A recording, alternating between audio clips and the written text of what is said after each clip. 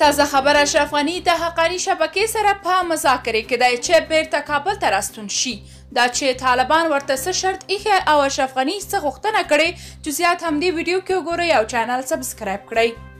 د دفاع وزارت پخوانی مرستیال او حنیف اتمر ته نږدې کس تمیم آسی لیکلي ولسمشر غني د حمدالله محب په مرسته د نظام له سقوط 3 میاشتې وروسته له خلیل حقاني سره اړیکه ونیوله چې د باور وړ امنیتي ضمانتونو په بدل کې افغانستان ته راستون شي. د خبرو اترو دغه چینل د پاکستان په مداخلې ګډوډ شو. اوس په تیرو 2 میاشتو کې د هغه د ورور حشمت غني او سلام رحیمي له لارې د سراج الدین حقاني په مشرۍ چې په خپله خلیفه مشهور دی له حقاني شبکې سره خبرې کوي چې اشرف غني او د هغه د ملګرو د یوې ډلې ته افغانستان ته د رسنیدو لاره هواره کړي، خو تر اوسه د مذاکرات پایلې ته نه دي رسیدلي.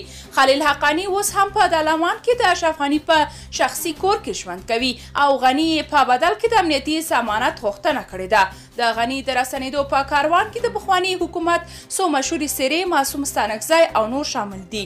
غني په متحده عربي اماراتو کې خپل ژوند په کور کې بندي ګڼي او ژوند تنګ ګڼي، ځکه غواړي چې له امنیتي تضمین سره بیرته افغانستان ته راشي. په بدل کې ولسمشر غني ژمنه کړې چې سیاسي کار پرېږدي او افغانانو ته د بشري مرستو او تعلیم په رسولو کې مرسته وکړي. دا خبر غني او بهرنیانو ته نږدې باور سرچینو تایید کړی دی. هیره دې نه وي چې څو ورځې وړاندې د ولسمشر غني ورور حشمت غني هغه سره په اماراتو کې لیدنه کړې وه او د یادې لیدنې وروسته یې په خپل ټویټر لیکلي وو چې اشرف غني نور نه غواړي سیاسي کارونه وکړي، بلکې غواړي هیوادوالو ته د بشري مرستو په راجذبولو او د ماشومانو د تعلیم په برخه کې همکاري وکړي. نو دې دواړو خبرو ته په کتو ښکاري چې رښتیا هم اشرف غني غواړي افغانستان ته بیرته راستون شي.